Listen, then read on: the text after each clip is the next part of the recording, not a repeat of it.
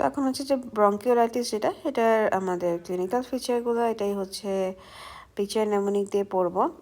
তো আগে স্টোরিটা জেনে আসি। স্টোরির মধ্যে আমরা একটা উইজার্ডকে দেখতে পাচ্ছি।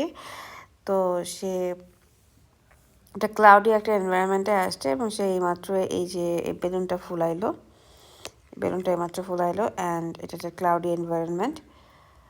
তো এই হচ্ছে মেনলি ঘটনাটা। এবার আমি হচ্ছে সরাসরি চলে যাই যে কী কী ফিচার্স এখান থেকে আমরা দেখতে পারবো।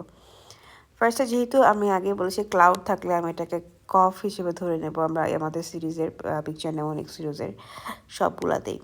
তাহলে কাফ হচ্ছে ক্লাউড বোঝাচ্ছে। তারপর হলো যেহেতু এটা উইজার্ড তাহলে হচ্ছে গিয়ে উইজ আমরা ধরে নেব। তাহলে ব্রঙ্কিওলাইটিসে হচ্ছে আমাদের উইজ হয়। অ্যান্ড এখানে আমি এই ছবিটা কিভাবে ব্রঙ্কিওলাইটিসের এটা আমরা কীভাবে ধরে নেব, আমরা এটা ধরে নেব এই যে এটা হলো আমাদের ব্রঙ্কিওলটা, ধরো এটা হচ্ছে ব্রঙ্কিওলটা আর এদিকে হচ্ছে অ্যালভিওলিটা, ঠিক আছে?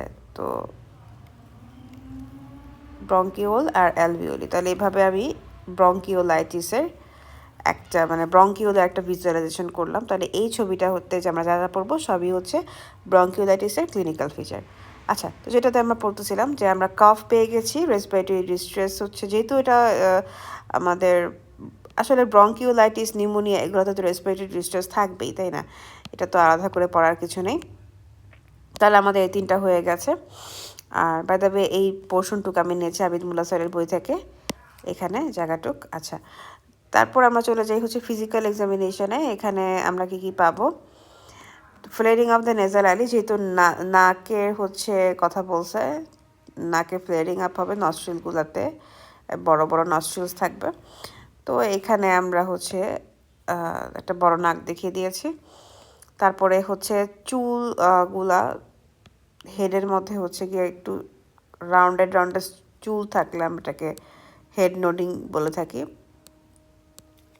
মানে ভিজুয়ালাইজেশনের জন্য। ভিজুয়ালাইজেশন বলতে হেড নোডিং তো হচ্ছে মাথা নাড়ায় শ্বাস নেওয়ার সময় মাথা নাড়াচ্ছে, বাট ভিজুয়ালাইজেশন বলতে হচ্ছে কি আমরা এই চিহ্নটাই ইউজ করতেছি হেড নোডিং মনে রাখার জন্য। তো সামনে চুলগুলো এভাবে বেঞ্চ হয়ে আসতেছে, এটাকে আমরা বলবো হেড নোডিং, মানে যাতে মনে থাকে, ভিজুয়ালাইজেশন হয়। আচ্ছা, তারপর হচ্ছে এই যে নস্ট্রিল থেকে যে সব মানে বাতাস বের হচ্ছে তখন হচ্ছে দেখা যাচ্ছে যে একটা গ্রান্টিং টাইপের শব্দ হচ্ছে, তাহলে গ্রান্টিং গেল। আচ্ছা, তারপরে আমাদের হচ্ছে যে ফাস্ট ব্রিদিং হচ্ছে। তারপর দেখো সুপ্রাস্টার্নাল রেসেশন, যেটা ইম্পর্টেন্ট আমাদের এই ব্রঙ্কিওলাইটিসের জন্য জানতে হবে। যে এই দেখো এটা এখানে আমাদের স্টারনাম না, এই স্টারনামের উপরে সে একটা স্যুট টাইপের পরে আছে, তাই না? অথবা আমি এখানে একটা টাই পরা দিতে পারি, এই পার্সনকে যদি একটা টাই পরাতে পারি that will be better I guess.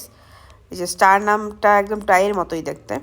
তাহলে সুপ্রাস্টার্নাল রিসেশন, স্টারনামের উপরে আচ্ছা একটা রিসেশন। তারপর হচ্ছে hyper inflated or bloated chest. আচ্ছা, এখন হাইপার ইনফ্লেশনের জন্য আমি যে বেলুনটা নিয়ে এসেছি এখানে হাইপার ইনফ্লেশন, এটা দেখে যাতে আমাদের হাইপার ইনফ্লেশনের কথাটা মনে পড়ে।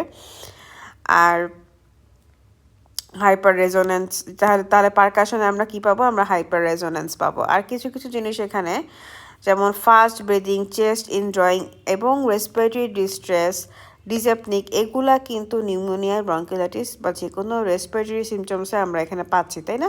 এই জন্য আলাদা করে পড়তেছি না। নিউমোনিয়া এবং ব্রঙ্কিওলাইটিস সব কিছুর জন্য রেসপিরেটরি ডিস্ট্রেস থাকবে, তার কারণে ডিজেপনিয়া ডেভেলপ করবে এবং যার কম্পেনসেশন হিসেবে ফাস্ট ব্রিদিং এবং চেস্ট ইন ড্রয়িং থাকবে, ঠিক আছে?